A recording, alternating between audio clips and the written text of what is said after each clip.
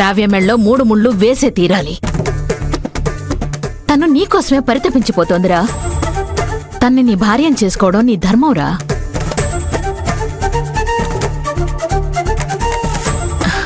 సరే, అందరూ వచ్చారు. నువ్వు కూడా వస్తే కార్యక్రమం మొదలు పెట్టొచ్చు. తొందరగా రా.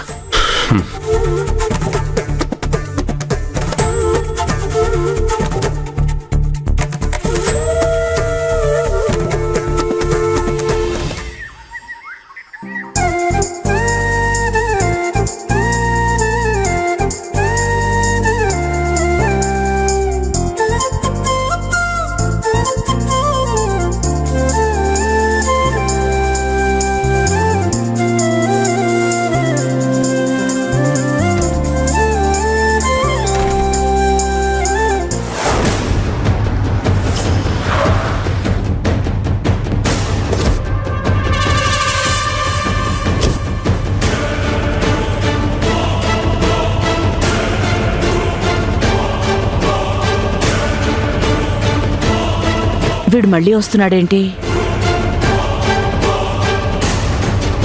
ఆఫీస్కు బయలుదేరుతున్నావా శారదా? నేనెక్కడికి బయలుదేరితే నీకెందుకులే గాని, నువ్వేంటి ఈ మధ్య మా ఇంటి చుట్టూ ప్రదక్షిణ చేస్తున్నావు? ఈ ప్రదక్షిణలేవో గుడి చుట్టూ తిరిగితే పాపాలు కొంతైనా పోతాయి కదా. పాపమని జాలి తలిచి నీకొక ఇన్ఫర్మేషన్ చెప్దామని వస్తే నా మీదే సెటర్లేస్తావా? చెప్పులైతే మీద వేయలేదు కదా. చాలా ఎక్కువ మాట్లాడుతున్నావు శారదా. మాటలతో సరిపెడుతున్నాను అని సంతోషించు. ఇప్పుడు నేను చెప్పే న్యూస్ వింటే బాధతో నీ మాట గొంతు దగ్గరే ఆగిపోద్ది. వాగుడాపి బయలుదేరు, నేను వెళ్ళాలి. అంత తొందర ఎందుకు నీకు? ఒక్క నిమిషం నేను చెప్పేది విను. మా అక్క ఊరెళ్ళింది కానీ తన ఆలోచనంతా ఇక్కడే ఉంది. నాకు ఫోన్ చేసి అర్జెంటుగా నీకో విషయం చెప్పి రమ్మంది. అందుకే వచ్చాను. ఏంటది? మొన్న మధ్య శ్రావ్యకి రాజీవ్కి పెళ్లి జరిగింది కదా. ఈరోజు 16 రోజుల పండగ చేస్తున్నారంట. మాధవి గారు మా అక్కకి ఫోన్ చేసి చెప్తే తను నీకు ఆ విషయం చెప్పమంది.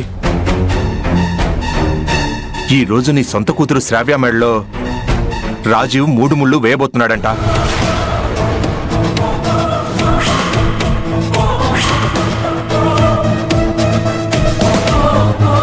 వీడేంటి శ్రావ్య నా కూతురు అంటున్నాడు? అంటే శ్రావ్య నా సొంత కూతురు అన్న విషయం వీడికి తెలిసిపోయిందా? ఏంటి ఆలోచిస్తున్నావు శారదా? ఏయ్, శ్రావ్య నా కూతురేంటి?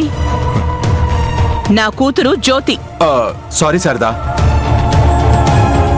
నువ్వు సొంత కూతురులా చూసుకుంటున్న జ్యోతి అనబోయి నీ సొంత కూతురు శ్రావ్య అన్నాను. అయినా ఆ మాట అనగానే నువ్వెందుకు టెన్షన్ పడ్డావు? నేనెందుకు టెన్షన్ పడతాను? సర్లే గాని, నువ్వు సొంత కూతురులా చూసుకుంటున్న జ్యోతి భర్త రాజీవ్ ఈ రోజు శ్రావ్య మెడలో 3 ముళ్ళు వేస్తున్నాడు. సో జ్యోతి తన తాళిని శ్రావ్యతో పంచుకోబోతుందన్నమాట.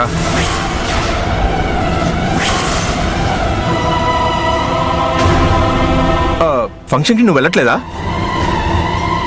లేదంటే నీకు ఇన్విటేషన్ లేదా? నువ్వేంటి ఆఫీస్కి బయలుదేరావు? నేను చెప్పాల్సిన ఇన్ఫర్మేషన్ చెప్పాను. మళ్ళీ ఏదైనా షాకింగ్ న్యూస్ ఉంటే అప్పుడు వస్తాను. ప్రస్తుతానికి వెళ్ళొస్తాను. పాపం జ్యోతి. 16 రోజుల పండగ అయిపోతే జ్యోతి ఆ ఇంట్లో పర్మనెంట్ పని మనిషే. వస్తాను.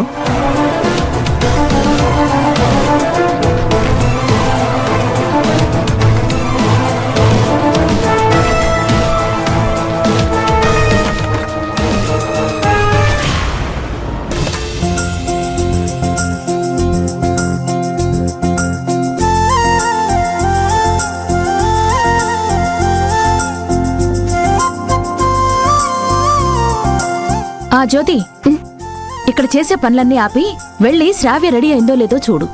రెడీ కాకపోతే దగ్గరుండి రెడీ చేసి వెంట పెట్టుకుని తీసుకురా.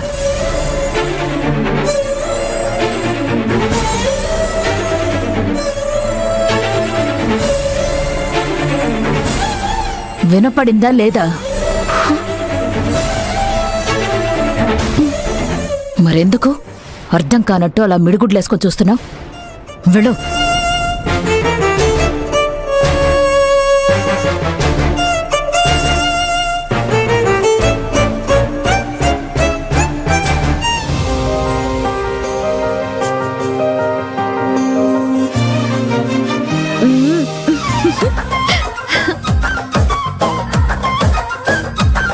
శ్రావ్య, వావ్, ఎంత అందంగా ఉన్నావే, సూపర్ నువ్వు.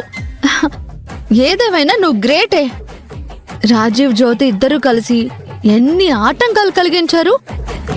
ఎంత అడ్డుపడినా ఫైనల్ గా రాజీవ్ చేత 3 ముళ్ళు వేయించుకుంటున్నావు. ఏదైనా అనుకుంటే సాధించేదాకా నువ్వు అస్సలు వదిలిపెట్టావు శ్రావ్య.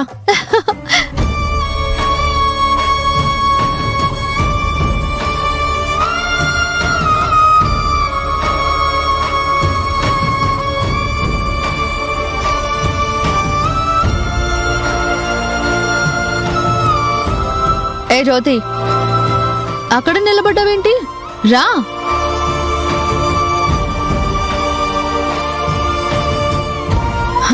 ఏదైనా పని మీద వచ్చావా? అత్తయ్య గారు. ఓహో, అత్తయ్య నన్ను తీసుకురమ్మని చెప్తే వచ్చావా? నన్ను పిలిచింది రాజీవ్ చేత తాళి కట్టించుకోవడానికి కాబట్టి గొంతులో ఎలక్కై పడ్డట్టయి అది చెప్పలేక సైలెంట్ గా ఉన్నావా? నీ పెయిన్ నేను అర్థం చేసుకోగలను జ్యోతి. పాపం, నువ్వు మాత్రం ఏం చేస్తావు? నీ తలరాత అలా ఉంది.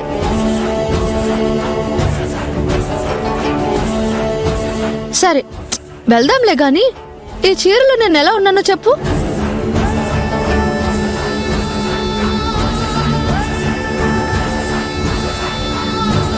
చాలా అందంగా ఉన్నాను కదా. మరి రాజీవ్ని ఇంప్రెస్ చేయాలంటే ఇలా అందంగా రెడీ కాకపోతే ఎలా చెప్పు? అవును, 16 రోజుల పండగంటే ఏం చేస్తారు జ్యోతి? అయినా నీకేం తెలుస్తుందిలే. ఏదో రాజీవ్ని పెళ్లి చేసుకున్నావు అన్న మాటే కానీ నీకు ఇలాంటివేం జరగలేదు కదా. కొన్ని సంతోషాలు లేటుగా వస్తాయేమో కానీ వచ్చినప్పుడు మాత్రం పర్ఫెక్ట్ గా ఉంటాయి. అవి ఎప్పటికీ అలాగే నిలిచిపోతాయి. అంటే ఈ రోజు నుంచి నేను రాజీవ్ చాలా హ్యాపీగా ఉంటాం కదా, అలా అన్నమాట.